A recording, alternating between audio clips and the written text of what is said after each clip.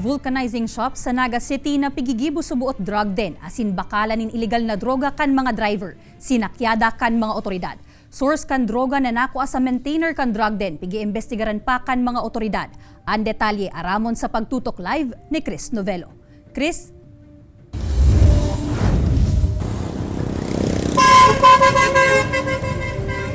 Jessica, komo na sa gilid lang kaya ning diversion road kun kaya stopover kan mga behero ko na po doon kan mga otoridad ang sinakyada nindang vulcanizing shop na drug den man palang digdi sa barangay Triangulo, Naga City.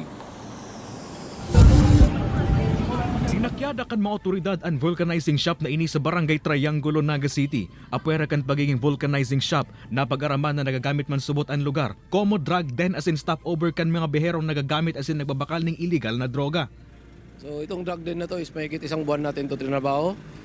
Binalidate natin, nag-conduct tayo ng ulit-ulit na casing surveillance para ma-validate yung information na itong vulcanizing shop. At the same time, ginagawa nilang drug den at bilihan ng mga drivers. Naabutan pa kan mga otoridad sa lugar ang anom na persona kay bana na ang sinasabing maintainer as in may sadiri kan vulcanizing shop. Nakuha sa mga ini ang kantidad labi 136,000 pesos nin pigtutubod ang shabu. Napag-araman man sa barangay na mayo nin business permit and vulcanizing shop kung kaya mas papahiguton pa kaini ang pagbisita sa mga establishmento sa barangay. Dahil kita mapundo siyempre, makipagtabangan kita.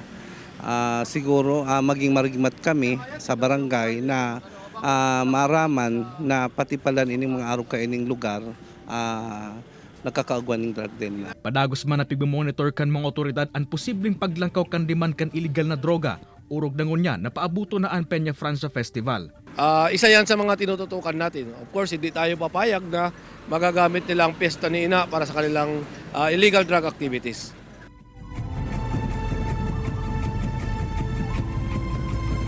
Jessica, susog pa sa Philippine Drug Enforcement Agency Camarines Sur nagpositibo man sa paggamit ng illegal na droga itong anom na nadakop sa ginibong operasyon kasuod ba makalisman sindang isa irarom sa drug test.